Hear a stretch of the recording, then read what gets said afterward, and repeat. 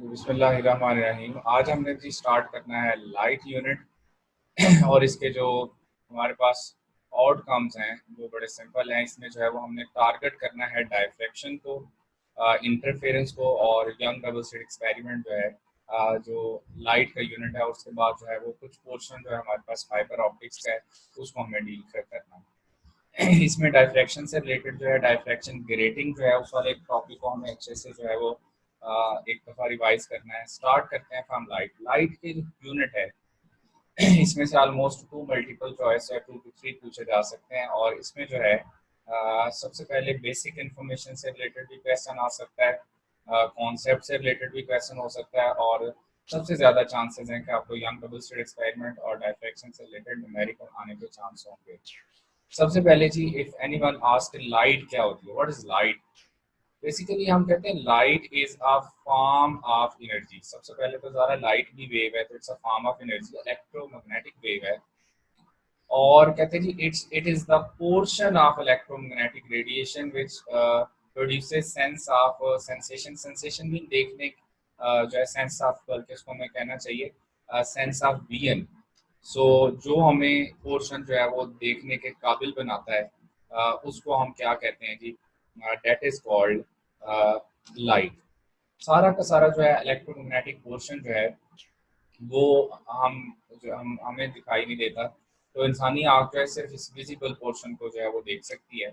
और ये जो विजिबल पोर्शन है, ये जो है वो 400 नैनोमीटर जो है से लेकर जो है वो कहाँ होता है, 700 नैनोमीटर तक होता है। ये वाला जो पोर्शन है 400 नैनोमीटर से लेकर 700 नैनोमीटर तक, इसको हम कहते हैं कि ये क्या है? विजिबल पोर्शन है इलेक्ट्रोमैग्नेटिक स्पेक्ट्रम का। अच्छा जी, अब देखो जी, ये जो है वो कहता है ह्यूमन आई जो है जिसको रिस्पॉन्स कर सकती है, वो ये वाला पोर्शन होता है। अच्छा, अब ये जो हमारे पास विजिबल पोर्शन है, इसको जो है वो हम कैसे जो है वो कर सकते हैं कि विजिबल पोर्शन जो है इसको इसमें क्या क्या होता है? विजिबल पोर्शन में रेड है।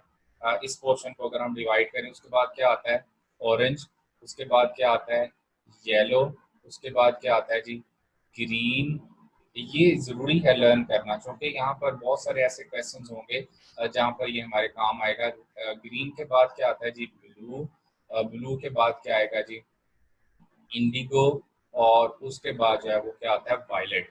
सो ये बेसिकली जो है वो हमारे पास विजिबल पोर्शन होता है रेड से लेकर। अब रेड की जो वेवलेंथ है वो सबसे ज़्यादा यानी 700 नैनोमीटर, और वायलेट की सबसे कम यानी कि 400 नैनोमीटर के राउंड बोर्ड होती है। कुछ बुक्स में 380 नैनोमीटर टू 760 नैनोमीटर तक भी लिखा गया है। अप्रॉक्सीमेट वेवलेंथ जो है वो 400 टू 700 या 380 नैनोमीटर टू जो है वो 760 नैनोमीटर के अराउंड बोर्ड होती है। ठीक है जी।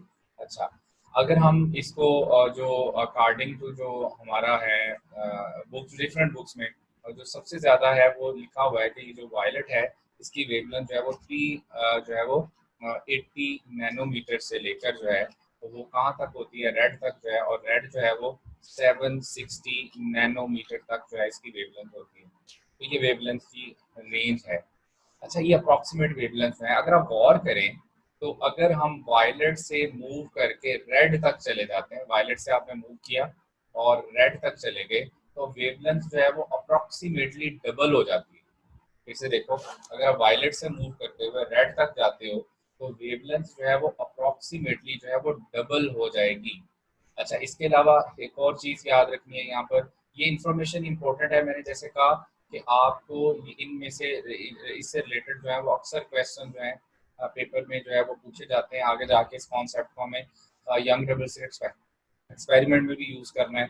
सो वो याद साथ साथ देखना है। अच्छा, ये जो वायलेट है इसकी जो एनर्जी है, ये इस यहाँ पर रेड की एनर्जी जो है वो होती है इट्स राउंड अबाउट जो है वो 1.5 इलेक्ट्रॉन वोल्ट से जो है वो स्टार्ट होके रेड की जो है और वायलेट तक जाके ये अप्रोक्सीमेटली जो है वो 3 इलेक्ट्रॉन वोल्ट तक हो जाती है। Electron volt. सो इसमें जो है वो अगर आप गौर से देखें तो एनर्जी भी तकरीबन डबल हो रही है। मतलब जो है वो यहाँ पर जो एनर्जी है वो 1.5 इलेक्ट्रॉन वोल्ट से लेकर जो है वो कहाँ तक वेरी करती है? 3 इलेक्ट्रॉन वोल्ट तक। तो रेड की वेवलेंथ सबसे कम है तो एनर्जी सब रेड की सॉरी वेवलेंथ सबसे ज़्यादा है तो एनर्जी सबसे कम होती है। जो कि हम कहते हैं E is equal to H F या E is equal to H C over lambda. तो जिसकी वेवलेंथ ज्यादा उसकी एनर्जी कम होती है ना, तो रेड की एनर्जी जो है वो सबसे कम होती है, और जो वायलेट की तरफ मूव करेंगे इनकी एनर्जी बढ़ती जाएगी। अच्छा, अब देखो कि स्पेक्ट्रम को अगर हम देखें तो मैंने ये विजिबल पोर्शन जस्ट डिस्कस किया है और विजिबल पोर्शन जो हम कह रहे हैं रेड, रेड से orange, yellow, green, blue, indigo and violet है।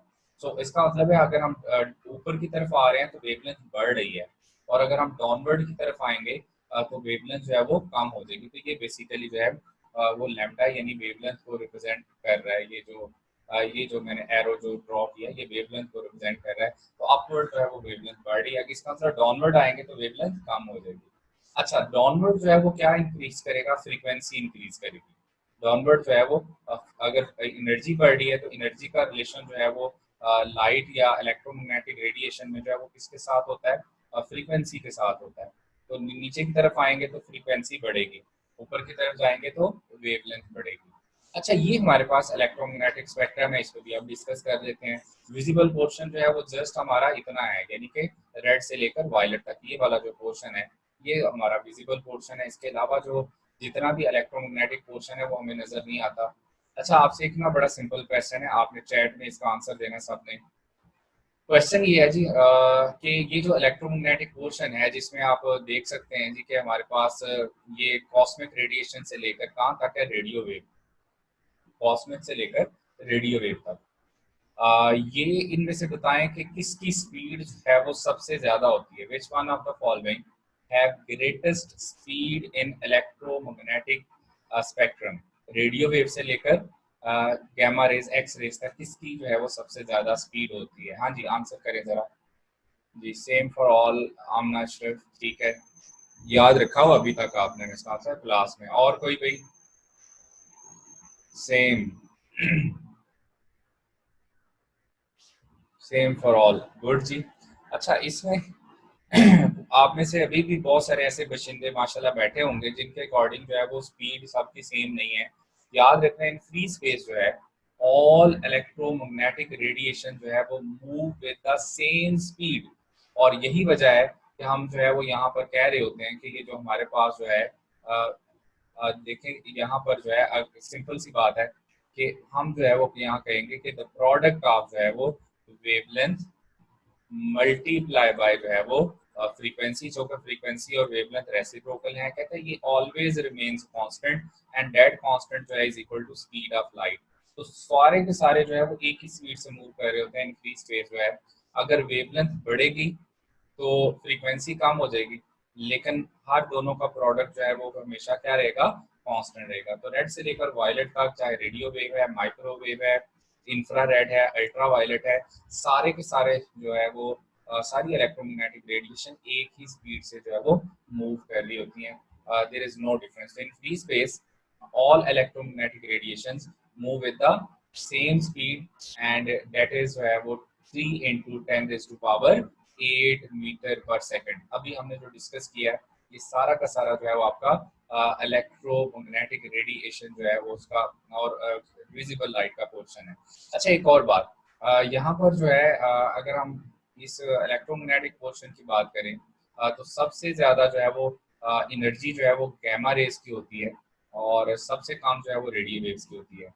गैमा रेज की जो एनर्जी है that is approximately 1 mega electron volt के अराउंड वोल्ट होती है, जबकि जो रेडियो वेव है इसकी एनर्जी 10⁻⁻10 जो है के अराउंड जो होती है, 10⁻⁻10 के अराउंड वॉट होती है इसकी जो एनर्जी है। जो गैमा रेडियो वेव है, इलेक्ट्रॉन वोल्ट जो है इसमें आएगा। सो इसकी जो एनर्जी है वो 10⁻⁻10 इलेक्ट्रॉन वोल्ट, जबकि इसकी 1 मेगा इलेक्ट्रॉन वोल्ट एनर्जी होती है। जो हमारे पास जो है ये वाली पोर्शन ये 10⁻⁻10 आएगा, ये इलेक्ट्रॉन वोल्ट जो है रेडियो वेव, और इसकी एनर्जी जो है सबसे ज्यादा गैमा रेज की होती है, और gamma rays approximately 1 mega electron volt के ऑर्डर की होती है। और जैसे मैंने कहा ऑल इलेक्ट्रोमैग्नेटिक वेव्स जो है move with the same speed, and that is what 3 into 10⁸ metre पर सेकेंड। अच्छा, एक यहाँ पर जो है एक फॉर्मूला भी है, वैसे वेव्स में भी यूनिट 1 में भी आपको बताया था। स्पीड ऑफ लाइट जो है वो मैक्सवेल ने जो फॉर्मूला उसका कैलकुलेट किया था थ्योरेटिकली, वो था c is equal to 1 over square root mu naught, ठीक है, ये आपने वैसे ही याद रखना है, म्यू नॉट एप्सिलॉन नॉट। तो ये जो है वो मैक्सवेल ने जो है स्पीड ऑफ लाइट का जो है वो फॉर्मूला कैलकुलेट किया था मैक्सवेल इक्वेशन से, सेट ऑफ मैक्सवेल इक्वेशन से। तो ये भी याद रखना आपने, ठीक हो गया। c is equal to 1 over mu naught epsilon naught. अगर म्यू नॉट और एप्सिलॉन नॉट की वैल्यूज यहाँ पुट कर दें तो आपके पास एग्जैक्ट आंसर जो है वो equal to speed of light answer आ जाएगा। नेक्स्ट जो है जी, अब हमने डिस्कस करना है, अभी हम बेसिक्स ऑफ लाइट डिस्कस कर रहे हैं सारी, और उसके बाद जो है वो इंशाल्लाह जो है वो नेक्स्ट जो है वो हम डिस्कस करेंगे जो है इसमें यंग डबल्स एक्सपेरिमेंट, जो हमारा मेन टॉपिक है। अच्छा, दो तरह के सोर्स होते हैं, एक वो सोर्स होता है जिसको हम कहते हैं ल्यूमिनस सोर्स, और एक होता है non luminous source. Luminous source वो होता है जिसकी अपनी लाइट होती है, जैसे कि सन है, सन की जो है वो अपनी लाइट है, लाइट बल्ब की अपनी लाइट है। तो जिसकी अपनी लाइट हो वो क्या होता है, ल्यूमिनस सोर्स होता है, या उसको हम पॉइंट सोर्स भी कह सकते हैं, ल्यूमिनस सोर्स भी कह सकते हैं। तो सन जो है एक ल्यूमिनस सोर्स है, लेकिन नॉन ल्यूमिनस सोर्स कौन से होते हैं, जिनकी अपनी लाइट नहीं होती। तो जो अपनी लाइट खुद प्रोड्यूस नहीं करते बल्कि वो किसी की लाइट को रिफ्लेक्ट कर रहे होते हैं। For example seen through reflected light, moon जो है, चांद जो है उसकी अपनी लाइट नहीं है, वो सन की लाइट को रिफ्लेक्ट कर रहा होता है। तो मून जो है वो कौन सा है, नॉन ल्यूमिनस सोर्स है, जबकि ल्यूमिनस सोर्स जो है वो आपका क्या है, दैट इज सन। अच्छा, अभी जो है वो हम डिस्कस करने वाले हैं history of nature of light. ये भी जो है वो हमें बेसिक्स में रिवाइज करना जरूरी है, history of nature of light जो है। अच्छा, इसके अकॉर्डिंग जो है वो सबसे पहले जो है 1600 में न्यूटन साइंटिस्ट का नाम था, 1600 में इसने जो है प्रपोज किया कि जो लाइट की जो नेचर है वो क्या है, कर्पस्कुलर नेचर है। देखें चाचा न्यूटन ने कहाँ कहाँ पंगे लिए हुए, चेक करें जरा। उस उन्होंने जो है वो एक एक्सपेरिमेंट भी जो परफॉर्म किया था, जिसको हम न्यूटन रिंग के नाम से जो है वो आपने बुक में पढ़ते हो। तो 1600 में न्यूटन ने ये प्रपोज किया, यानी कि आप देखें 1678 में हाइजेंस की थ्योरी आई थी, उससे भी कितने सौ साल पहले, 16 अराउंड अबाउट 1600 में न्यूटन ने कहा कि लाइट की जो नेचर है वो कौन सी है, कर्पस्कुलर। कर्पस्कुलर का मतलब होता है पार्टिकल नेचर। तो सबसे पहले न्यूटन ने ये प्रपोज किया था कि इसकी नेचर पार्टिकल है, लाइट की जो है। Although he did not succeed to provide any proof कि इसकी जो नेचर है वो कर्पस्कुलर, यानी लाइट की नेचर पार्टिकल नेचर कैसे है, लेकिन उसने सबसे पहले प्रपोज किया था, उसकी जो थ्योरी है वो 1600 में आई थी। 1678 में एक साइंटिस्ट था हाइजेंस, जिसको हाइजेंस प्रिंसिपल के नाम से पढ़ते हैं, उसने एक थ्योरी जो है वो पेश की, जिसके अकॉर्डिंग उसने कहा लाइट की जो नेचर है वो कौन सी है, वेव नेचर है। और 1678 में ये थ्योरी आई, और इसको जो प्रूव किया वो किसने प्रूव किया था, अब हाइजन के पास इसका प्रूफ नहीं था, just it was a theory. और 1678 के बाद 1801 में थॉमस यंग, जिसको हम यंग्स डबल स्लिट एक्सपेरिमेंट भी कहते हैं, उसने एक्सपेरिमेंट किया, जिसको YDSC आप बोलते हो। उस एक्सपेरिमेंट से उसने प्रूव कर दिया कि लाइट की नेचर कौन सी है, वेव नेचर। तो हाइजेंस की थ्योरी को किसने प्रूव करवाया था जी, थॉमस यंग ने। कब, 1801 में उसने प्रूव कर दिया कि जो लाइट की जो नेचर है वो कौन सी नेचर है, वेव नेचर है। सो नेक्स्ट जो है इसमें जो है जी, इसके बाद नेक्स्ट हमारे पास जो है 1865 में ज़ाहिर है फिर साइंटिस्ट जो है वो all other scientist also start believing कि लाइट की जो नेचर है, जो प्रूफ हो गया कौन सी है, वेव नेचर है। तो सारे जो है वो फिर लाइट की नेचर को वेव नेचर कहना स्टार्ट हो गए। लेकिन ब्रेक थ्रू कब आया, जब जो है वो 1865 में जेम्स क्लार्क मैक्सवेल जो है उसने एक सेट ऑफ इक्वेशंस जो है वो बनाई, और एक थ्योरी जो है वो प्रेजेंट की, जिसको हम इलेक्ट्रोमैग्नेटिक वेव थ्योरी भी कहते हैं।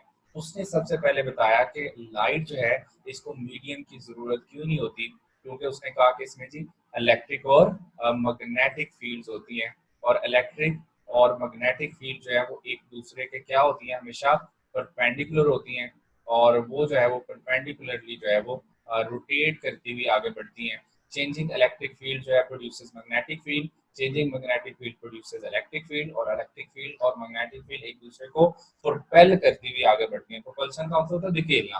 तो electric field, changing electric field produce करती है मैग्नेटिक फील्ड को, चेंजिंग मैग्नेटिक फील्ड प्रोड्यूस करती है इलेक्ट्रिक फील्ड को, एंड ऑफ ऑन, और इस तरह से वेक्टर रोटेट करते हुए, अगर आप देख सकते हैं कि वेक्टर रोटेट करते हुए आगे बढ़ते जाते हैं और स्पीड ऑफ लाइट के साथ आगे प्रोपोगेट करते हैं। सो जेम्स क्लार्क मैक्सवेल जो है उसने जो है लाइट के बारे में जो है इलेक्ट्रोमैग्नेटिक वेव थ्योरी रिप्रेजेंट की, जिसके बाद ब्रेक थ्रू आया और 1905 में आइंस्टाइन ने ये प्रपोज कर दिया कि इसकी जो नेचर है वो कौन सी है, पार्टिकल नेचर है। देखिए स्टार्ट कब हुआ, 1600 में न्यूटन ने कहा, और इसका जो प्रूफ है वो फिर 1905 में जो है वो 1600 के बाद जो है 1905 में आइंस्टाइन ने प्रूव किया कि लाइट की जो नेचर है वो कौन सी है, वेव नेचर है। अच्छा, इसका मतलब ये हुआ कि लाइट की जो नेचर है अगर हम उसको डिस्कस करें तो वो कौन सी हो गई, ड्यूअल नेचर है। इसका मतलब लाइट की जो नेचर है वो ड्यूअल नेचर है। ड्यूअल का मतलब इसकी नेचर वेव नेचर की है, इसकी नेचर जो है वो पार्टिकल नेचर भी है। तो दोनों इसकी नेचर है, इसकी नेचर वेव नेचर भी है, इसकी नेचर पार्टिकल नेचर भी है। लेकिन याद रखना, but at A time only one nature can be exhibited, एक टाइम में सिर्फ एक नेचर एग्जिबिट हो सकती है। और कब कब, when light has to propagate, it propagate का मतलब है जब उसने एक जगह से दूसरी जगह जाना है, तो इट शोज वेव नेचर। जब लाइट एक जगह से दूसरी जगह सोर्स से निकलने के बाद मूव करती है तो उसने वेव नेचर एग्जिबिट करनी है। और when it is interacted with some other media, जब किसी मीडियम के साथ इंटरेक्ट करना है तब उसने जो है वो कौन सी नेचर शो करनी है, पार्टिकल नेचर। तो एट ए टाइम दोनों नेचर एग्जिबिट नहीं हो सकती, एक टाइम में सिर्फ एक नेचर एग्जिबिट होगी। और जब लाइट ट्रेवल कर रही होगी वेव नेचर है, जब किसी मीडियम के साथ जाकर उसने टकराना है तो कौन सी नेचर है, तब जो है वो पार्टिकल नेचर है। अब कौन कौन से फिनोमेना हैं जो जो है वो वेव नेचर को जो है वो एक्सप्लेन करते हैं, उसमें आपके पास रिफ्लेक्शन है, इसी तरह से रिफ्रैक्शन है, ये सारे फिनोमेना जो है, रिफ्रैक्शन है, डायफ्रैक्शन है, ठीक है जी, इंटरफेरेंस है जो आप ये पढ़ने जा रहे हो, ये सारे के सारा स्कैटरिंग है, ये सारे जो फिनोमेना हैं ये शो करते हैं कि लाइट की जो नेचर है वो कौन सी है, वेव नेचर है। तो ये सारे phenomena, reflection, diffraction, scattering, interference, sorry ये इंटरफेरेंस जो है, ये सारे जो हैं ये सारे के सारे फिनोमेना शो करते हैं कि लाइट की नेचर कौन सी है, वेव नेचर है। ठीक है, अच्छा, ये तो सारे बता रहे हैं कि लाइट की नेचर जो है वो वेव नेचर है। वो कौन कौन सी फिनोमेना जो हमें बताएंगे लाइट की नेचर जो है वो पार्टिकल नेचर है, जैसे फोटो इलेक्ट्रिक इफेक्ट है, ठीक है जी। ये इसी तरह से जो है वो हमारे पास जो है वो डेविसन एंड जर्मर एक्सपेरिमेंट में भी आप जो है वो एक्सपेरिमेंट हो गया। इसी तरह से जो है इसमें स्कैटरिंग जो है वो हमारे पास जो है एक्सरेज की स्कैटरिंग में आप पढ़ते होते थे। हाँ, अनसर्टेनिटी प्रिंसिपल है, ठीक है जी। ये सारे जितने भी हैं हमारे पास फिनोमेनाज हैं वो बताते हैं कि लाइट, जो पार्ट 2 में खास तौर पे आपने पढ़े हैं, वो सारे के सारे जो है वो क्या बता रहे होते हैं, लाइट की नेचर कौन सी है, पार्टिकल नेचर है, ठीक है जी। इसी तरह से जो है हमारे पास जो है वो डेविसन एंड जर्मर एक्सपेरिमेंट है, ठीक है।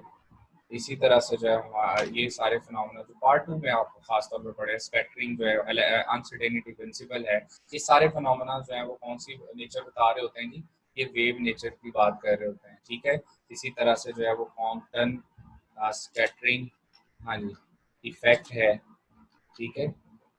अच्छा, अब ये देखो कॉम्पटन जो है स्कैटरिंग इफेक्ट, ठीक है जी, ये सारे जितने भी हमने पार्ट 2 में खास तौर पर पढ़े हैं, ये सारे के सारे फिनोमेना किसके नेचर को बता रहे होते हैं, ये वेव नेचर के बारे में बता रहे होते हैं, ठीक है। इसी तरह से पेयर प्रोडक्शन जो है वो भी जो है वो, सॉरी पार्टिकल नेचर जो है, पेयर प्रोडक्शन वो भी जो है वो किस नेचर को रिप्रेजेंट करेगा, पार्टिकल नेचर। तो ये सारे फिनोमेना जो पार्ट 2 अपने एक्सपेरिमेंट और फिनोमेना पढ़े हैं, ये पार्टिकल नेचर को रिप्रेजेंट कर रहे होते हैं, ये वाले सारे, ठीक है जी। और ये जो फिनोमेना हैं जैसे रिफ्लेक्शन है, रिफ्रैक्शन है, डायफ्रैक्शन है, इंटरफेरेंस है, स्कैटरिंग है, ये सारे फिनोमेना किसको रिप्रेजेंट करेंगे, वेव नेचर को रिप्रेजेंट करेंगे। आई होप सो, ठीक है जी, यहाँ से क्लियर हो गया होगा। तो लाइट की जो नेचर है वो आपको ड्यूअल नेचर है, और ये याद रखना है कि एट ए टाइम सिर्फ वन नेचर एग्जिबिट होती है, और जब लाइट ने प्रोपोगेट करना हो तो फिर जो है वो कौन सी नेचर शो करती है, वेव नेचर, और जब किसी मीडियम से टकराना हो तो कौन सी नेचर, तब वो पार्टिकल नेचर शो करती है। नेक्स्ट जो है जी, अब हम बात करेंगे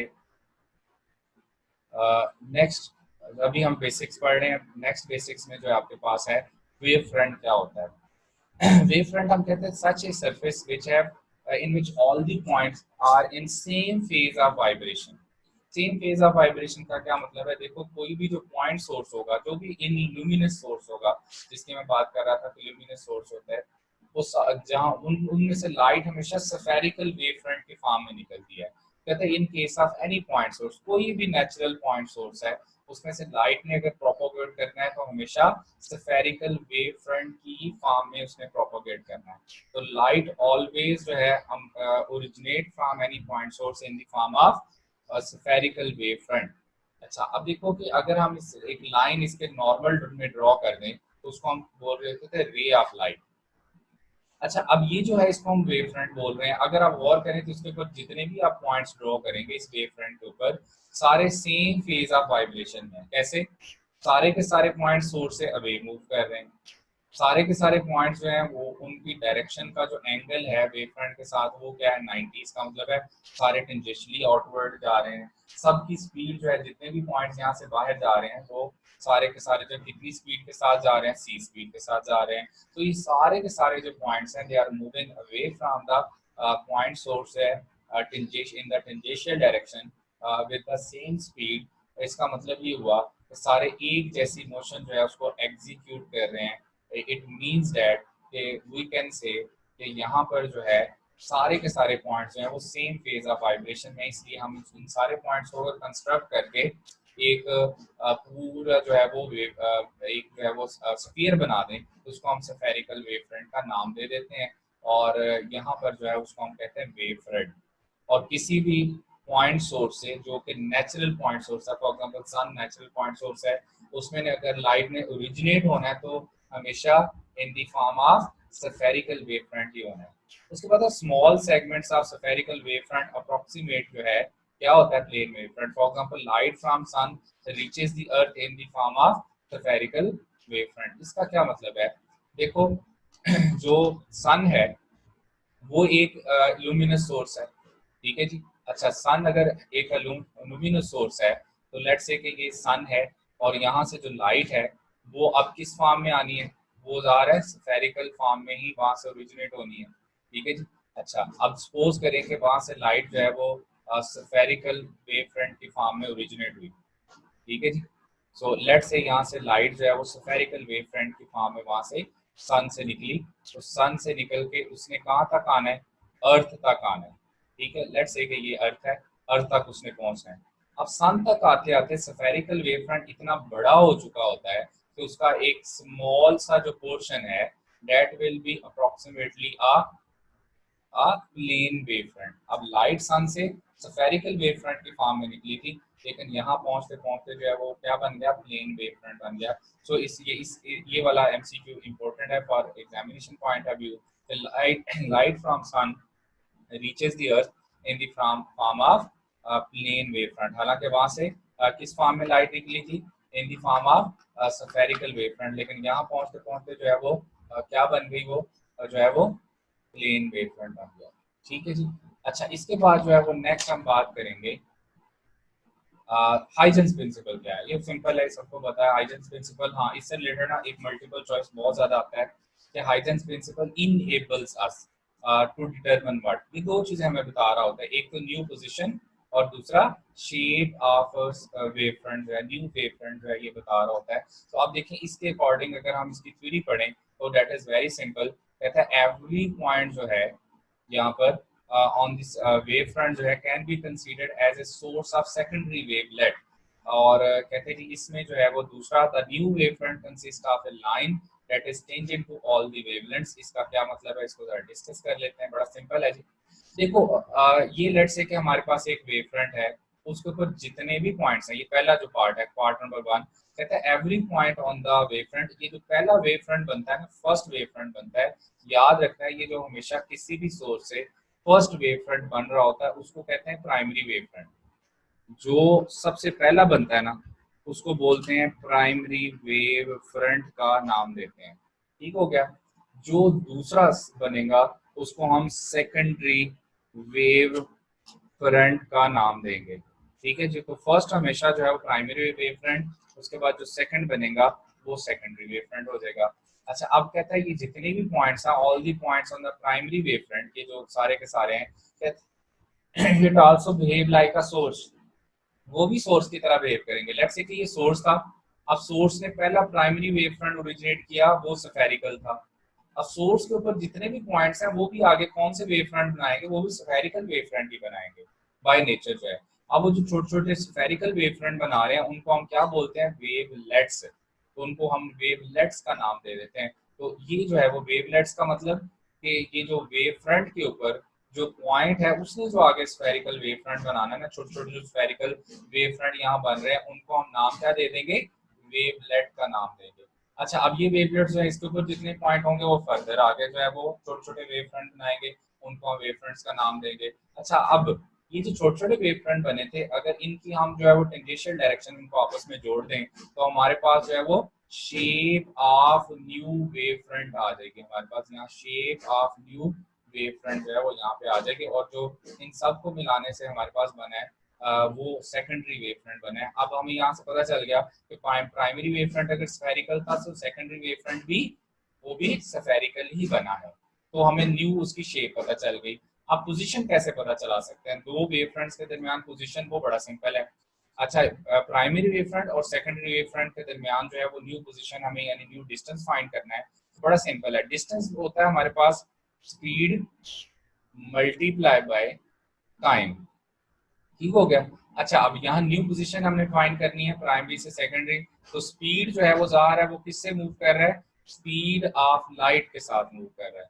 लेट्स से जो उसको टाइम कितना लगा, डेल्टा टी, अगर उसने टाइम जो है वो यहाँ उसको अगर लगा है तो इसका मतलब है जो उसकी न्यू पोजीशन अगर हमें फाइंड करनी हो प्राइमरी वेव फ्रंट से लेकर सेकेंडरी वेव फ्रंट या उससे अगले वाले वेव फ्रंट तक, तो हम जो है वो फॉर्मूला क्या अप्लाई करेंगे, c multiply by lambda t, delta t. तो जितना डेल्टा टी होगा उसको हम स्पीड ऑफ लाइट के साथ मल्टीप्लाई करेंगे तो हमारे पास जो है वो न्यू जो है उसकी क्या आ जाएगी, पोजीशन आ जाएगी। ठीक हो गया। सो ये है हाइजेंस प्रिंसिपल, और हाइजेंस प्रिंसिपल बेसिकली हमें जो है वो क्या बता रहा है, लाइट की जो नेचर है वो कौन सी नेचर है, वेव नेचर है। अच्छा जी, interference of light.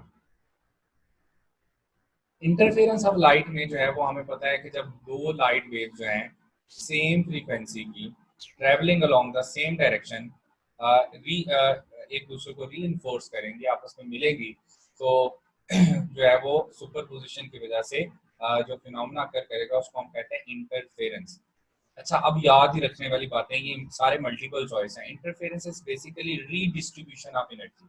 What does it mean, देखो प्राइमरी वेव फ्रंट जो है आगे सेकेंडरी में जो है वो वहां से हर पॉइंट ने आगे जाके जो है वो अपना अपना वेवलेट बनाया, लेकिन सारे वेवलेट्स ने मिल के जो है वो जो क्या बना दिया, सेकेंडरी वेवलेट। इसका मतलब है ये जो इंटरफेरेंस है ये रीडिस्ट्रीब्यूशन ऑफ एनर्जी है, यानी इंटेंसिटी है उसको रीडिस्ट्रीब्यूट कर देता है।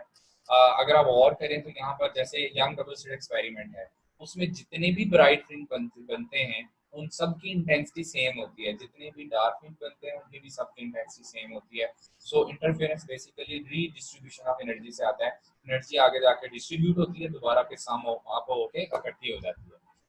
कंस्ट्रक्टिव इंटरफेरेंस में रिजल्टेंट वेव का एम्पलीट्यूड बढ़ेगा, डिस्ट्रक्टिव इंटरफेरेंस में रिजल्टेंट वेव का एम्पलीट्यूड डिक्रीज होगा। और यहाँ पर एक फॉर्मूला आपको बड़ा काम आना है, यहाँ पर वो याद रखना है, मैं वेव्स के चैप्टर में हम उसको डिस्कस कर चुके हैं। जो इंटेंसिटी ऑफ लाइट होगी वो डायरेक्टली प्रोपोर्शनल टू क्या होगी, एम्पलीट्यूड का होल स्क्वायर। मैं आपको बता चुका हूँ। लेट्स से कि यहाँ पर अगर दो वेव्स कंस्ट्रक्टिवली इंटरफेयर करती हैं और उनका एम्पलीट्यूड डबल हो जाता है तो उनकी इंटेंसिटी कितने टाइम्स हो जाएगी, उनकी इंटेंसिटी 4 टाइम्स हो जाएगी। सो ये यहाँ पे याद रखना आपने। नेक्स्ट है जी हमारे पास conditions for detectable interference of light. Conditions for detectable interference of light.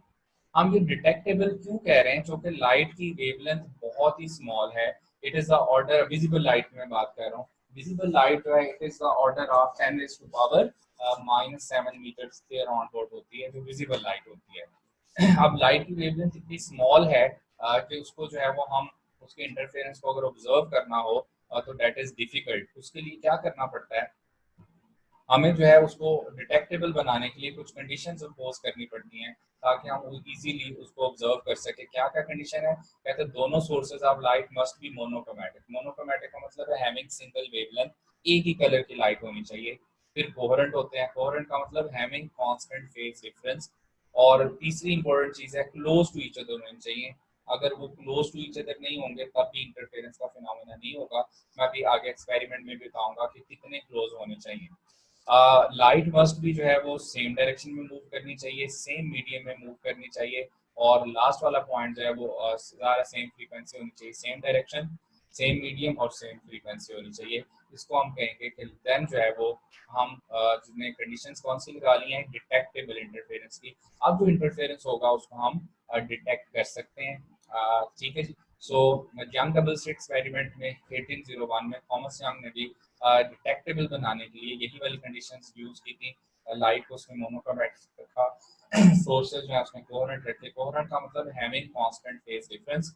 और लाइट रेज जो है वो सेम डायरेक्शन और सेम मीडियम में आके जो है वो अगर इक्वल टू ईच अदर दोनों सोर्स पड़े होंगे तो वो जब एक दूसरे से सुपर इम्पोज करेंगे तब जो इंटरफेरेंस होगा वो हमारे लिए क्या होगा? डिटेक्टेबल होगा। ठीक हो गया? अच्छा जी। इसमें जो है अब जो है यंग डबल स्लिट एक्सपेरिमेंट में सबसे पहले हमें पता है कि ज़ाहिर है हाइजन ने जो है वो थ्योरी प्रेजेंट की थी और यंग्स ने जो है इसको परफॉर्म किया था 1801 में। और अब आपको कंफर्म हो जाना चाहिए कि ये जो यंग डबल स्लिट एक्सपेरिमेंट है it is perform to prove wave nature of light जो है। सो ये इंपॉर्टेंट मल्टीपल चॉइस भी है। अगर कोई आपसे पूछे कि यंग डबल स्लिट एक्सपेरिमेंट जो है इसका प्रिंसिपल क्या था, तो रीडिस्ट्रीब्यूशन ऑफ एनर्जी जैसे मैंने कहा, उसका मतलब क्या होता है? Principle of division of wavefront. उसका जो प्रिंसिपल है बेसिकली वो interfere young double slit experiment का इंटरफेरेंस ऑफ लाइट है और इंटरफेरेंस ऑफ लाइट स्टडी के लिए परफॉर्म किया गया था। And it is the principle of division of wavefront. कैसे? देखें 1801 जो है उस जमाने में कोई फिल्टर वगैरह या जदीद फैसिलिटीज तो अवेलेबल नहीं थी। सो जैसे हम कहते हैं कि there is no perfect source of monochromatic light, but monochromatic light can be produced using filters. तो उस जमाने में जो है इतने परफेक्ट फिल्टर्स तो अवेलेबल नहीं होंगे। जैसे जी लाइट फ्रॉम सोडियम लैंप जो है, सोडियम लैंप से निकलने में लाइट अप्रोक्सीमेटली जो है वो मोनोक्रोमैटिक होती है, प्योर येलो कलर की लाइट होती है। आजकल जो लेजर्स हैं, इवन खिलौने वाली लेजर्स है, उसमें देखो लेजर्स जो है वो हाईली पोलराइज्ड लाइट की एग्जांपल है और उसमें जो है वो आप कह सकते हैं कि वो मोनोक्रोमैटिक लाइट है, प्योर रेड कलर की होती है, प्योर ब्लू कलर की जो लाइट है लेजर जो है, that's also the example of जो है मोनोक्रोमैटिक लाइट। सो उस जमाने में चूंकि इतने हाई जो है ना वो जो फिल्टर अवेलेबल नहीं थे हाई क्वालिटी के, सो उसने क्या किया? एक ही सोर्स यूज कर लिया, सोर्स एक ही रखा। अब सोर्स एक रखने से क्या किया उसने? उसके आगे दो स्लिट्स रख दी। स्लिट हम कहते हैं किसी ऐसे होल को, किसी ऐसे जो है वो सुराख को बोलेंगे, किसी ऐसे ऑरिफिस को बोलेंगे जिसका जो साइज है वो comparable to wavelength of light होना चाहिए। जैसे मैंने कहा light is the order of 10 raise to visible light, right? It is the order of 10 raise to power minus 6 metre के राउंड बोर्ड के ऑर्डर की होती है। तो इसका मतलब ये हुआ कि जो हमारे पास जो है लाइट ये जो स्लिट है इसका साइज 1 माइक्रोमीटर के ऑर्डर का होना चाहिए, 1 माइक्रोमीटर या उससे कम होना चाहिए, फिर हम उसको स्लिट बोलेंगे। सो ये उसने उसके सामने दो स्लिट्स रख दी। अब यहाँ आके जब वेव फ्रंट कराया तो ये कौन सा था? Primary wave front. जब दो स्लिट्स में से गुजरा तो वहां से कौन से बन गए? दो आगे उसकी सेकेंडरी वेव फ्रंट बना। अब ये जो डिवीजन ऑफ क्या होगी? Wave front.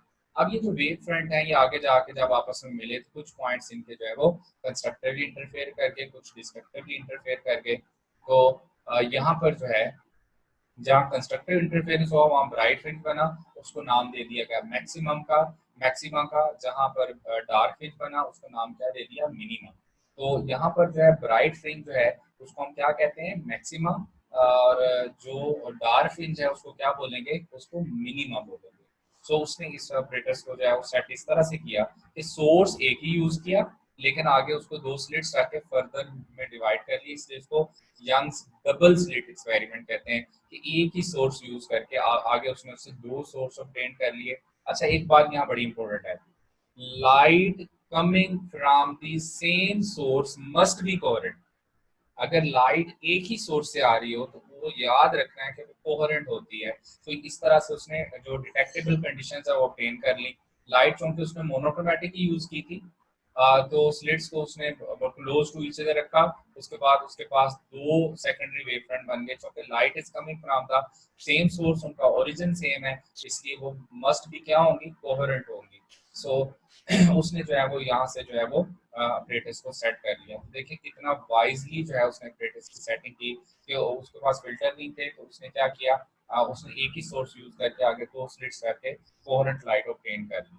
अच्छा अब देखो स्कीमेटिक डायग्राम जो है वो यंग डबल स्लिट एक्सपेरिमेंट की इसकी बात करें तो यहाँ हम सबसे पहले ना पैरामीटर जो है उनको देखते हैं। पैरामीटर जो है आपको अच्छे से याद होने चाहिए। डी कब जहां भी आएगा, स्मॉल डी, इसका मतलब होगा distance between the slits, slits के दरमियान डिस्टेंस।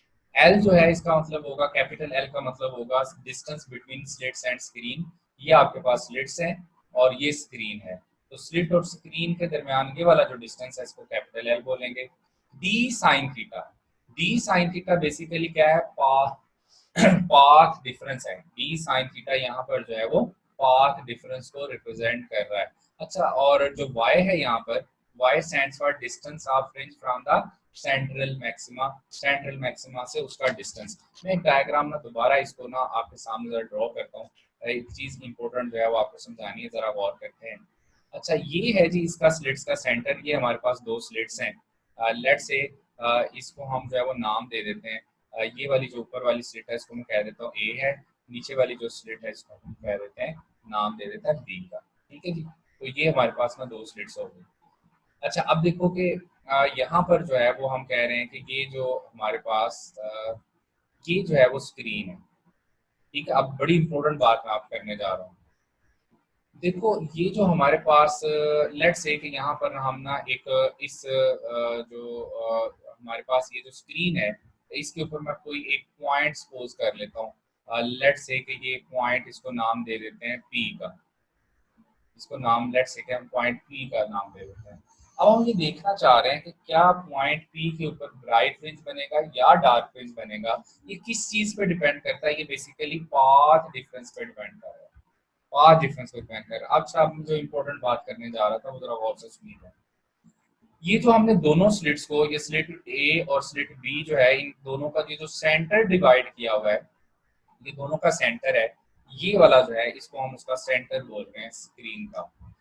यहाँ पर हमेशा ब्राइट फ्रिंज ही बनता है, कभी भी यहाँ पर डार्क फ्रिंज नहीं बन सकता।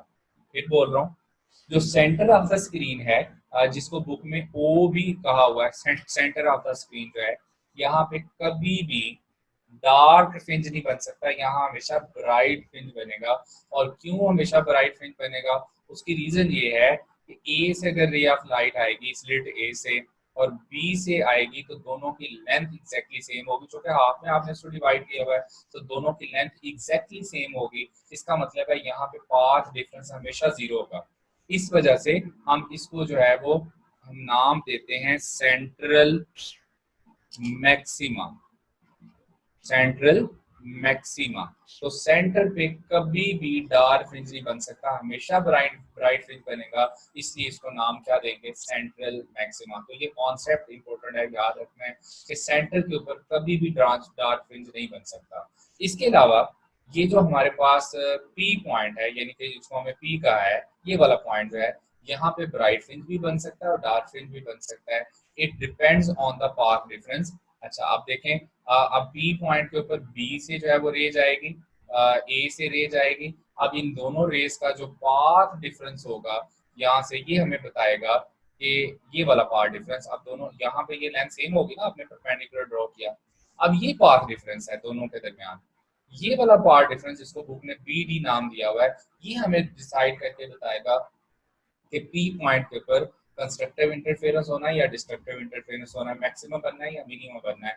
और अगर हम एंगल यहाँ इसको कह दें थीटा, क्योंकि डिस्टेंस बिटवीन द स्लिट्स जो है उसको हम क्या नाम दे रहे हैं, डी का, और अगर हम इसको थीटा कह देते हैं तो थीटा के सामने वाला हमेशा परपेंडिकुलर होता है, इस वजह से यहाँ पर जो है वो हमारे पास जो ये पाथ डिफरेंस है, इसको फिर हम बोल देते थे डी साइन थीटा, फिर ये हमारे पास ना d sin थीटा आ जाता था। सो पाथ डिफरेंस यहाँ पे डिसाइड करेगा कि आइदर जो है जो हमारे पास जो गिवन पॉइंट है पी पॉइंट है वहां पर मैक्सिमम बनना है या मिनिमम बनना है। ठीक है, दोबारा उस तरफ आते हैं। तो हमने बेसिक्स जो है वो आपको बता दिया कि जो सेंटर पॉइंट है ये जो ओ है यहाँ पे हमेशा सेंट्रल मैक्सिमा बनना है। इसी वजह से मैंने कहा कि वाई यहाँ क्या है, इस पॉइंट पी का सेंट्रल मैक्सिमा से डिस्टेंस है। वाई यहाँ पर सेंट्रल मैक्सिमा से जो है वो उस पी पॉइंट तक का जो डिस्टेंस है। तो ये पैरामीटर पहले अच्छे से पता होने चाहिए कि इनका मतलब क्या बनता है, उसके बाद बाकी बात बनेगी। अच्छा, इसके बाद कंडीशंस मैक्सिमा की देख लेते हैं और मिनिमा की देख लेते हैं। अगर तो पाथ डिफरेंस जो है वो इंटीग्रल मल्टीपल ऑफ वेवलेंथ है, पाथ डिफरेंस अगर इंटीग्रल मल्टीपल ऑफ वेवलेंथ है तो पॉइंट पी के ऊपर जो है हमेशा ब्राइट फ्रिंज बनेगा। इंटीग्रल मल्टीपल का मतलब है अगर m की वैल्यू 0 पुट करोगे तो आपका आंसर लैम्डा आ जाएगा। अगर m की वैल्यू 2 पुट करोगे आंसर क्या आ जाएगा, 2 लैम्डा आ जाएगा। m की वैल्यू 3 पुट करोगे आंसर क्या आ जाएगा, 3 lambda and up to so on. इसका मतलब है कभी भी ये डेसिमल में नहीं आना, फ्रैक्शन में नहीं आना, आंसर हमेशा इंटीजर आएगा। 0 1 2 3 4 5। इसका मतलब अगर पाथ डिफरेंस 0 हो, पाथ डिफरेंस 1 लैम्डा हो, 2 लैम्डा हो, 3 लैम्डा हो, तो इसका मतलब वहां पर हमेशा जो है वो क्या बनेगा, ब्राइट फ्रिंज बनेगा, जिसको हम मैक्सिमम बोल रहे हैं। मिनिमा कब बनेगा, मिनिमा तब बनेगा अगर आप देखें वर्डिंग पे गौर करें, वर्डिंग भी याद रखनी है, फॉर्मूला भी याद रखना है। A path difference is odd integral multiple of half of the wavelength. What does it mean? अब जरा गौर से सुनना है, मैं फिर बोल रहा हूँ। सेंटर पे मैक्सिमा नहीं बन सकता, जैसे मैंने पहले एक्सप्लेन किया है। तो सेंटर के अलावा जो है वो सेंटर पे हमेशा मैक्सिमा बनता है, तो सेंटर पे मिनिमा नहीं बन सकता। अब सेंटर के अलावा जो है वो मिनिमा कहीं भी बनेगा। सो ऑड इंटीग्रल मल्टीपल का मतलब है अगर मैं m की वैल्यू यहाँ 0 पुट करता हूँ तो आंसर जो है आपका आएगा 1/2 लैम्डा। ठीक है जी। अगर आप इसकी वैल्यू 2 पुट कर देते हैं यहाँ पर m की वैल्यू, तो आपका आंसर जो आ जाएगा 3 लैम्डा, सॉरी 1 पुट करते हैं 3 लैम्डा/2 आंसर आ जाएगा। अगर इसकी वैल्यू 2 पुट कर देते हैं आंसर आपका आ जाएगा 5 लैम्डा/2 आंसर आ जाएगा। ठीक है, ये आंसर इस तरह है। इसी तरह से आगे आएगा 7 लैम्डा/2। अब जरा स्टेटमेंट पे गौर करें, ये जो नंबर्स आ रहे हैं साथ जो है वो हमारे पास 1 3 5 7, ये सारे क्या हैं, ये ऑड है, ऑड नंबर्स है ना। तो मैंने बोला odd integral multiple of what, half of the wavelength.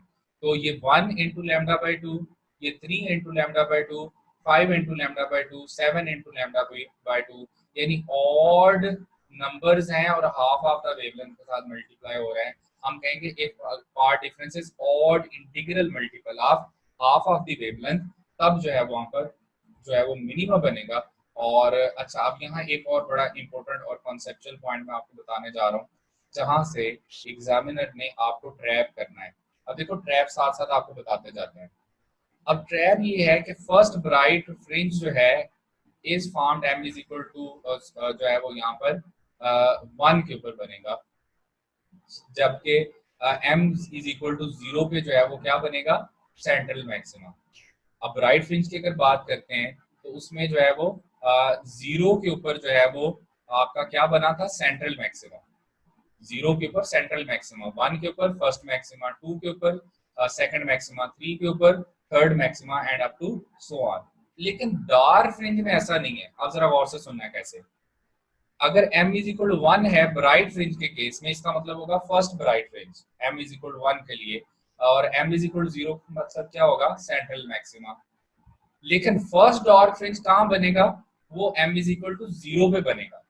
अब ये इंपॉर्टेंट पॉइंट है, यानी कि सेंटर पे कभी मिनिमा तो बन नहीं सकता। इसका मतलब है जब 0 यहाँ लेंगे तो 0 का मतलब होगा फर्स्ट डार्क फ्रिंज, 1 का मतलब होगा सेकंड डार्क फ्रिंज, 2 का मतलब होगा थर्ड मिनिमा, और 3 का मतलब होगा फोर्थ मिनिमा। तो इसका मतलब ये हुआ आपने वाइजली वैल्यू पुट करनी है।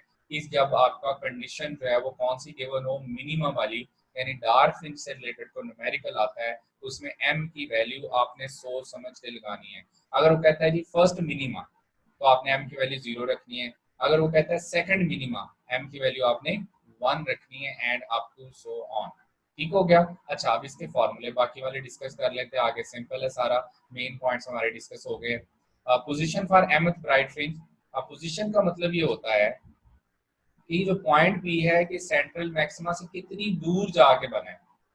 अब लेट से कि ये जो है वो इसकी वैल्यू को हम y कह रहे हैं, हम इसको y m का मतलब कहेंगे तो ये mth पोजीशन को शो करेगा। mth का मतलब है कि यहाँ पे हो सकता है 1 2 3 और 4, हो सकता है यहाँ फोर्थ मैक्सिमम बना हो तो मैं इसको y4 कह दूंगा। ठीक है, हो सकता है यहाँ पर जो है वो फिफ्थ मैक्सिमम बना हो, फिर मैं y5 कह दूंगा। ठीक है, and up to so on. तो यहाँ पे mth का मतलब है कोई भी फ्रिंज बन सकता है, वो फोर्थ हो सकता है, फिफ्थ हो सकता है, सिक्स हो सकता है।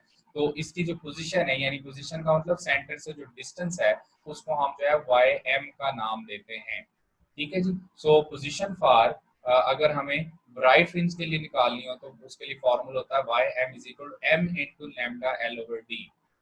अच्छा जी, नेक्स्ट जो है अगर पोजीशन फॉर डार्क फ्रिंज निकालनी हो, फॉर्मूला होता है Y is equal to M plus 1/2 into lambda L over D. ठीक हो गया। अच्छा, यहाँ पर हमारे पास फॉर्मूला था D sine theta is equal to M lambda, और डार्क के लिए क्या था, डी साइन थीटा यानी path difference is equal to M plus 1/2 lambda. इसी वजह से यहाँ एम प्लस 1/2 लैम्डा है डार्क के केस में।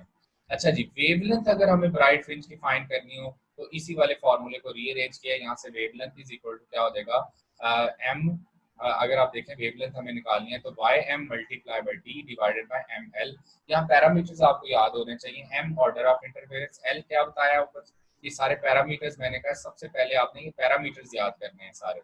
एल क्या है, डी क्या है, डी साइन थीटा क्या है, वाई क्या है। ठीक है जी, ये आपको पहले याद होने चाहिए। और वेवलेंथ आप ब्राइट ब्राइट जो है ये ब्राइट आ गई, ये वेवलेंथ किसके लिए आ जाएगी, डार्क के लिए। ठीक है, तो ये वेवलेंथ आप जो है वो डार्क फ्रिंज आ जाएगी, ये डार्क के लिए वो हो जाएगी y is equal to Y M into D over M plus 1/2 lambda into L. अच्छा, फ्रिंज स्पेसिंग सबसे ज्यादा क्वेश्चन आपको जो यंग डबल स्लिट एक्सपेरिमेंट से रिलेटेड आ सकते हैं वो फ्रिंज स्पेसिंग से रिलेटेड आते हैं। फ्रिंज स्पेसिंग क्या होता है, it is the adjacent distance between, अच्छा चलिए आपसे मैं क्वेश्चन पूछता हूँ, ये जो हमारे पास फ्रिंज स्पेसिंग होती है, क्या ये एडजेसेंट डिस्टेंस जो है वो ब्राइट ब्राइट के दरमियान होता है या डार्क डार्क के इन बिटवीन होता है, या ब्राइट और डार्क के इन बिटवीन होता है? हाँ जी, आंसर करें जरा चैट में क्वेश्चन में। मैंने पूछा है कि ये जो फ्रिंज स्पेसिंग होती है इसका क्या मतलब होता है। फ्रिंज स्पेसिंग क्या ब्राइट ब्राइट के दरमियान डिस्टेंस को कहते हैं, डार्क डार्क के दरमियान डिस्टेंस को कहते हैं, या ब्राइट और डार्क के दरमियान डिस्टेंस को कहते हैं? हाँ जी जी, डार्क और ब्राइट, पहला आंसर आया जी डार्क और ब्राइट। हाँ जी, फ्रिंज स्पेसिंग आंसर करते हैं, शाबाश। फ्रिंज स्पेसिंग का क्या मतलब होता है, क्या ये adjacent distance between to bright fringe को कहते हैं, टू डार्क फ्रिंज को कहते हैं, या ब्राइट एंड डार्क को कहते हैं? हाँ जी, ए जी, जुनैरा कह रही है जी ए। कुछ कह रहे हैं जी dark bright, dark and bright, dark and bright, सबसे ज्यादा B and B, bright and bright, two consecutive bright. ठीक हो गया जी। हाँ जी, और बीबीसी, ठीक है जी। लेजी जिन साहब, बीबीसी का क्या मतलब हुआ? Two consecutive dark. अच्छा, सुन लें आप गौर से, यहाँ पर जो है आप माशाल्लाह जो है इसमें से आप में से 90% ने जो है वो रॉन्ग आंसर किया है। गौर से सुन लें, जो फ्रिंज स्पेसिंग होती है it is not the distance between bright and dark. जो फ्रिंज स्पेसिंग होती है it is the distance between two consecutive bright, two consecutive dark. ये जो है वो एडजेसेंट डिस्टेंस होता है टू कंसेक्टिव ब्राइट या टू कंसेक्टिव डार्क। दो ब्राइट फ्रिंज के दरमियान डिस्टेंस या दो डार्क फ्रिंज के दरमियान डिस्टेंस जो है उसको क्या कहते हैं, हम फ्रिंज स्पेसिंग का नाम दे देते हैं। ठीक हो गया। और ब्राइट और डार्क के दरमियान डिस्टेंस ऑफ फ्रिंज स्पेसिंग का हाफ होगा। तो ये वाला सबसे पहले पॉइंट इंपॉर्टेंट है, इसको याद रखना है। अब फ्रिंज स्पेसिंग का जो हमारे पास फॉर्मूला है वो है lambda delta Y is equal to lambda L over D. Delta Y यहाँ फ्रिंज स्पेसिंग है। इस फॉर्मूले से पता चला delta Y directly proportional to lambda, delta Y directly proportional to length, and delta Y inversely proportional to D है। Inversely proportional to D यानी कि स्लिट सेपरेशन जो है उसको अगर हम कम करेंगे तो फ्रिंज स्पेसिंग जो है वो बढ़ जाएगी। अगर हम लेंथ को बढ़ाएंगे, एल क्या है, distance between slits and screen, तो फ्रिंज स्पेसिंग बढ़ेगी, वेवलेंथ बढ़ाएंगे, फ्रिंज स्पेसिंग बढ़ जाएगी। अच्छा, अब इससे रिलेटेड जो है हम कुछ क्वेश्चंस कर लेते हैं। अच्छा, फर्स्ट जो है मैंने ऊपर कहा था कि जो हमारे पास यंग बबल स्लिट एक्सपेरिमेंट है उसमें sources must be close to each other, उसको भी जरा देख लें। देखो ये जो सोर्सेज हैं ये वाले एक दूसरे के पास पास होने चाहिए। ये जो डिस्टेंस है, डिस्टेंस बिटवीन द स्टेट्स, ये लेंथ से जो है हमेशा कम होना चाहिए, बल्कि लेंथ l/2 हाफ से कम होना चाहिए। अगर ये वाला डिस्टेंस जो है as compare to this length, length मतलब distance between slits and screen के दरमियान ये जो डिस्टेंस है उसको l बोल रहे हैं ना, अगर ये l/2 से ज्यादा हो जाए ये वाला डिस्टेंस बिटवीन द स्लिट्स, तो फिर फ्रिंज स्पेसिंग जो sorry young double slit experiment है वो ऑब्जर्वेबल नहीं होता। इस वजह से स्लिट्स जो है इनके दरमियान डिस्टेंस बहुत कम होना चाहिए। ठीक है जी, as compare to the length जो है इसका डिस्टेंस जो है वो कम होना चाहिए। खैर जी, नेक्स्ट हम बात करने लगे न्यूमेरिकल्स की। अब आपने साथ साथ आंसर करने हैं।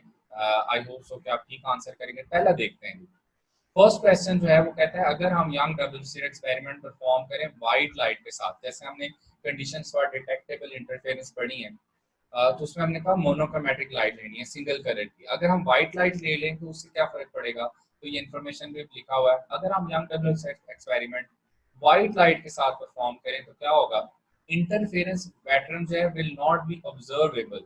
ऑब्जर्वेबल क्यों नहीं होगा, क्योंकि जो कलर हैं फ्रिंजेस वो एक दूसरे को क्या कर जाएंगे, ओवरलैप कर जाएंगे।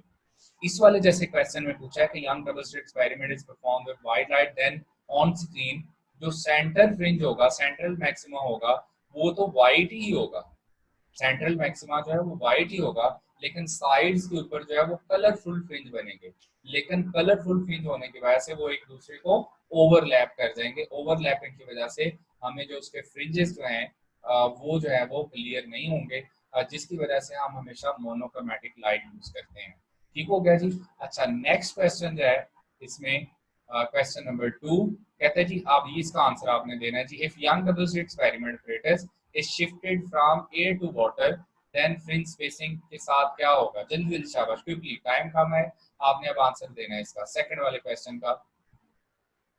हाँ जी, अगर जो है यंग डबल स्लिट एक्सपेरिमेंट जो है is performed with sorry apparatus shifted from air to water, air से हम उसको वाटर में ले जाएं तो फ्रिंज स्पेसिंग पे क्या फर्क पड़ेगा। हाँ जी, कुछ लोग कह रहे हैं इंक्रीज, कुछ लोग कह रहे हैं डिक्रीज। कितने माशाल्लाह आप सियाने लोग हैं। ए बी सी डी बस रह गया, इसका क्या कसूर है। हाँ जी, आपने आंसर तीनों दे दिए हैं, ए इंक्रीज भी, डिक्रीज भी और रिमेन सेम भी, बस ये डी रह गया बेचारा। तो डी को भी जो है ना गोद ले लो। चलें जी, थैंक यू सैन साहब। हाँ जी, अच्छा, अब बात ये है कि यहाँ पे आंसर है इसका कि अगर हम जो है इसको, अब देखो कॉन्सेप्ट के साथ आंसर देने हैं, यहाँ तुक्के लगाने नहीं है। वो कहता है अगर हम ये वाला यंग डबल स्लिट एक्सपेरिमेंट वाला apparatus जो उसको शिफ्ट किया एयर से कहाँ, वाटर में, आप रेयर टू डेंसर मीडियम जा रहे हैं। मैंने आपको ये बताया हुआ है, ये वेव के यूनिट में ये वाला देखें। अगर आप जो है वो मूव कर गए हैं एयर टू वाटर, तो इसका मतलब ये हुआ कि रिफ्रैक्टिव इंडेक्स बढ़ेगा। अगर रिफ्रैक्टिव इंडेक्स बढ़ेगा तो वेवलेंथ वेवलेंथ कम हो जाएगी। तो सिंपल है इसका आंसर, इसका मतलब ये हुआ कि यहाँ पर वेवलेंथ कम होनी है। आपका आंसर जो है वो क्या आ जाएगा, डिक्रीजेस, ये आपका बीटा आंसर बनेगा। और क्यों, क्योंकि डेल्टा वाई जो है वो डायरेक्टली प्रोपोर्शनल टू क्या है, वेवलेंथ है। अब ये भी आपने ऊपर पढ़ा है कि delta Y directly proportional to क्या है, वेवलेंथ। अगर वेवलेंथ कम होगी तो ज़ाहिर है जो है वो डेल्टा वाई भी कम हो जाएगा, तो इसका मतलब फ्रिंज नैरो हो जाएंगे। ठीक है, तो यहाँ पर आपका जो आंसर है वो बनना था बीटा डिक्रीजेस। ठीक हो गया जी। अच्छा, नेक्स्ट क्वेश्चन जो इसी तरह, इसका भी आपने अब आंसर साथ साथ करते जाना है। क्वेश्चन नंबर 3 जी, कहता है phenomena of interference of light क्या रिवील करता है। ये चलो ऊपर हम डिस्कस हो गई, ये आसान ही है।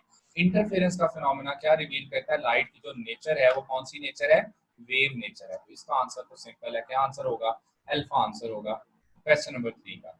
चलिए अब आपने आंसर बताना है क्वेश्चन नंबर 4 का। कहते हैं जी अगर यंग डबल स्लिट एक्सपेरिमेंट में YDSE में डिस्टेंस बिटवीन द स्लिट्स को अगर हम हाफ कर दें, distance between the slit and screen को डबल कर दें, तो फ्रिंज स्पेसिंग के साथ क्या होगा?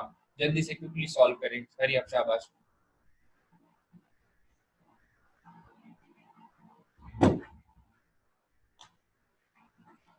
हाँ जी जी, बीटा 4 टाइम्स 4 टाइम्स 4 टाइम्स, ठीक है जी। नेक्स्ट बीटा, चलें शुक्र है को डेल्टा भी आया, रिमेन सेम, ठीक है। बीटा, हाँ जी, ज्यादातर आंसर बीटा है, तो आंसर भी इसका बीटा ही है, 4 टाइम्स हो जाएगी। अच्छा अब देखो इसका सोल्यूशन बड़ा सिंपल है, कैसे 4 टाइम्स होगा? अगर आप और करें तो हमारे पास फॉर्मूला है delta Y is equal to lambda L over D. वो कह रहा है जी लेंथ को डबल कर दें, इसको भी डबल कर दिया, डिस्टेंस बिटवीन स्लिट्स जो है उसको हाफ कर दें, तो ये डी बाई टू कर दिया। अब ये जो टू है ये डिनोमिनेटर में ऊपर जाके मल्टीप्लाई होगा, तो टू टू जार क्या हो जाएगा? फोर, फोर बाहर आ गया into lambda L over D. इसका मतलब है जो फ्रिंज स्पेसिंग है ओरिजिनल का क्या हो जाएगी? 4 टाइम्स हो जाएगी।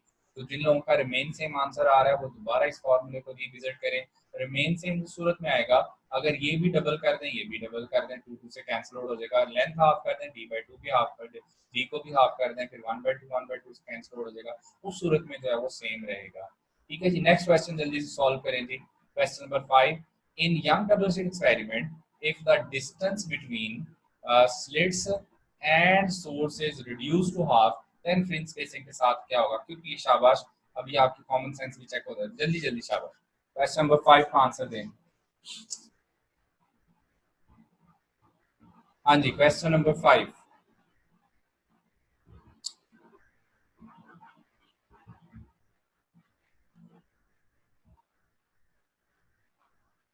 ये जो स्टेटमेंट गौर से नहीं पढ़ते ना, तो सॉरी करने की मुझसे जरूरत कोई नहीं है, एग्जामिनर फिर आपसे सॉरी कर लेगा। वो कहेगा भाईजान कंपाउंडर बन जाए आप। डी डी डी, हाँ जी करें करें शाबाश। बीटा, क्वेश्चन नंबर 5 का आंसर है जी डेल्टा और बीटा, दो आंसर अभी तक आए हैं, डबल और रिमेन सेम। हरी अब शाबाश।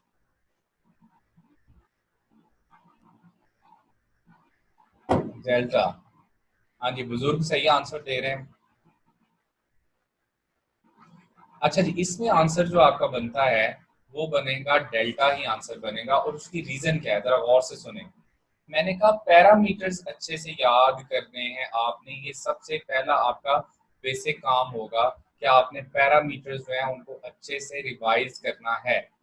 अब गौर करें तो यहाँ उसने कहा है कि distance between slits and source. अब ये सोर्स ऑफ लाइट है, उसके बाद आपके पास आता है जी स्लिट्स आती हैं, उसके बाद आपके पास आती है screen. Distance between the slits को आप डी कहते हो, और distance between slit and screen को आप एल कहते हैं। अब आपके पास जो फॉर्मूला है delta Y is equal to lambda L over D वाला जो फॉर्मूला है, लेमडा एल ओवर डी ये वाला जो फॉर्मूला है, इसमें मुझे ये बताएं कहाँ पर इसमें पैरामीटर है जिसमें कहा गया है कि डिस्टेंस बिटवीन सोर्स एंड जो है वो स्लिट्स जो है, उसमें तो है ही नहीं इस फॉर्मूले में। इस फॉर्मूले में कहीं भी distance between source and slit नहीं है। इसका मतलब है कि इट विल रिमेन सेम, तो फ्रिंज स्पेसिंग की कोई फर्क नहीं पड़ेगा अगर आप सोर्स को मूव करवाते हैं। हाँ एक इंपॉर्टेंट बात याद है, अगर रेजिस्टेंस कम हो रहा है, अगर सोर्स जो है वो स्लिट्स की तरफ आ रहा है, अगर सोर्स स्लिट्स की तरफ आ रहा है तो ब्राइटनेस बढ़ जाएगी। जो फ्रिंजेस हैं जो ब्राइट है वो और ज्यादा ब्राइट हो जाएंगे, जो डार्क है वो और ज्यादा डार्क हो जाएंगे, ठीक है। लेकिन अगर आप सोर्स को दूर लेके जाओगे तो फ्रिंजेस जो है उनकी इंटेंसिटी कम हो जाएगी, ब्राइट फ्रिंज लेस ब्राइट हो जाएंगे, डार्क फ्रिंज लेस डार्क हो जाएंगे, लेकिन फ्रिंज स्पेसिंग सेम रहेगी। नेक्स्ट क्वेश्चन है, if young double slit experiment is performed with blue light, बड़ा सिंपल है। अभी अब मैंने आपको जो है वो स्पेक्ट्रम लिखवाया था, और इसीलिए लिखवाया है ताकि जो है ब्लू, पहले जो है वो स्टार्ट हमने कहाँ से किया था? रेड, रेड के बाद क्या आता था? ऑरेंज, ऑरेंज के बाद क्या था आपके पास? येलो। इसी तरह से जो है वो सारा स्पेक्ट्रम आपको जो है लिखवाया है। ऑरेंज के बाद क्या था? हाँ जी येलो। उसके बाद जो है वो क्या आया था जी? ग्रीन। उसके बाद क्या था? ब्लू, ठीक है जी। नेक्स्ट क्या था? ब्लू। उसके बाद क्या था जी? इंडिगो। और लास्ट पे क्या था? वायलेट। अच्छा इसका मतलब ये हुआ कि इसमें सबसे ज्यादा वेवलेंथ रेड की है और सबसे कम वायलेट की है। तो अगर हम सोर्स जो है वो ब्लू लाइट जो है उसको रिप्लेस कर देंगे रेड के साथ, आपने ब्लू लाइट के सोर्स को रेड से रिप्लेस कर दिया, तो इसका मतलब है रेड जो है उसकी वेवलेंथ ब्लू से ज्यादा है। तो अगर ब्लू को आप रेड से रिप्लेस करेंगे तो वेवलेंथ बड़ी है, तो वेवलेंथ बढ़ेगी तो इसका मतलब है कि फ्रिंज स्पेसिंग भी बढ़ जाएगी, तो इसका आंसर क्या हो जाएगा, इंक्रीज। ठीक है जी, तो इसका आंसर जो है वो यहाँ पे इंक्रीज होगा। नेक्स्ट जी, अच्छा न्यूमेरिकल कुछ इस तरह के आ सकते हैं। सपोज करें आपसे कहा जाए आप जरा गौर से न्यूमेरिकल्स को देखना है, लेट्स से ओके जी, यंग डबल्स एक्सपेरिमेंट में अगर सेकंड मिनिमम अंडरलाइन कर रहा हूँ, आपने भी इसी तरह अंडरलाइन करके सॉल्व करना है। Second minima is observed eight A distance from the central maxima. इसका मतलब है ये मुझे y की वैल्यू गिवन है, सेंट्रल मैक्सिमा से जो वैल्यू गिवन है ये m की वैल्यू गिवन है, और चूंकि ये मिनिमा है तो सेकंड मिनिमा कह रहा है तो m की वैल्यू यहाँ मैं क्या लूंगा, 1। अब देखो ना, 0 पे फर्स्ट मिनिमा आता है, 1 पे कौन सा था, सेकंड मिनिमा, 2 पे कौन सा था, थर्ड मिनिमा, 3 पे कौन सा था, fourth minima, and up to so on. तो यहाँ सेकंड मिनिमा है तो m की वैल्यू 1 लेनी है, अगर आपने 2 ले ली तो आप रिस्पॉन्सिबल होंगे। नेक्स्ट देखें, find the wavelength of light use जो है, अगर स्लिट सेपरेशन हमें 1 माइक्रोमीटर गिवन हो तो यहाँ सिर्फ कॉन्सेप्ट इतना सा है कि यहाँ आपने जो है वो वैल्यू जो है वो क्या लेनी है, m की वैल्यू 1 लेनी है सेकंड मिनिमा। तो फॉर्मूला भी यूज करेंगे ym is equal to m plus 1/2 into lambda L over D. ym जो है यानी y2 m की वैल्यू 1 रखनी है सेकंड मिनिमा के लिए, y की वैल्यू 10 -4 है, ये 1 प्लस 1/2 3/2 हो जाएगा। y यहाँ से फाइंड करना है, l की वैल्यू पुट करें, d की वैल्यू पुट करें, इसको रीअरेंज करें, आपके पास जो है वो आंसर आ जाएगा। 2 जो है वो 4 से कैंसिल आउट होकर जो है वो 2 हो जाएगा, 2 3 6 1/6 0.16, तो अप्रोक्सीमेटली 16 नैनोमीटर के राउंड आंसर आ जाएगा। ठीक हो गया। इसी तरह का नेक्स्ट न्यूमेरिकल देखें, अगर यंग डबल स्लिट एक्सपेरिमेंट में सेकंड कह रहा है ब्राइट फ्रिंज जो है is observed at the angle of, जो है वो इसमें सेकंड ब्राइट फ्रिंज की बात कर रहा है। अब सेकंड ब्राइट कह रहा है तो m की वैल्यू 2 ही लेनी है, ब्राइट में जो है वो उसमें कोई फर्क नहीं है, सिर्फ मिनिमम वाले में फर्क है, तो m की वैल्यू यहाँ 2 ही लेनी है। एंगल आपको 30 गिवन है। स्लिट सेपरेशन जो है वो कहता है जी ऑफ द स्लिट्स जो है वो हमें फाइंड करनी है, वेवलेंथ अगर 1 नैनोमीटर हो तो d साइन थीटा साइन 30 1/2 होता है, 1/2 है, ये 2 2 जरा उधर जाकर 4 हो जाएगा, ये आपका 4 नैनोमीटर आंसर आ जाएगा। ये तो बहुत ही सिंपल क्वेश्चन है। ठीक हो गया जी। इसी तरह से नेक्स्ट अगर हम बात करें तो अब 9th वाला क्वेश्चन, लेट्स से जी आपसे कहा जाए कि इसमें अगर यंग डबल स्लिट एक्सपेरिमेंट में फर्स्ट डार्क फ्रिंज ऑब्जर्व किया गया at the angle of 30, first dark. अब देखो यहाँ अगर फर्स्ट डार्क कह रहा है तो m की वैल्यू मैं 0 पुट करूंगा। ठीक हो गया। और इसमें भी वो कह रहा है स्लिट सेपरेशन फाइंड करेंगे, वेवलेंथ ऑफ लाइट जो है वो 10⁻⁻7 होगा। इसमें भी जो कीवर्ड आपका वो यही है कि आपने जो है वो यहाँ पर m की वैल्यू जो है वो 0 पुट करनी है। साइन 30 1/2 आ जाएगा, ये 0 पुट करेंगे, 1/2 रहेगा इनटू 10⁻⁷, ये से कैंसिल आउट हो गया, आपका आंसर 10⁻⁷ मीटर हो आएगा। इस तरह के क्वेश्चन आते हैं। न्यूमेरिकल जो है आपने अच्छे से प्रैक्टिस करनी है। आज के लिए इतना ही काफ़ी है। आपने यंग प्रोड्यूस एक्सपेरिमेंट जो कि मेन टॉपिक है इसको अच्छे से रिवाइज करना है। कल इंशाल्लाह हम जो है डायफ्रैक्शन को डिस्कस करेंगे, साथ ही जो है वो रिमेनिंग टॉपिक जो फाइबर ऑप्टिक्स है उसको डिस्कस करके इंशाल्लाह जो है वो उसके बाद थर्मोडायनेमिक्स एक ही लेक्चर में कवर हो जाएगा, तो साथ ही इंशाल्लाह आपका टेस्ट भी हो जाएगा इंशाल्लाह। ठीक हो गया।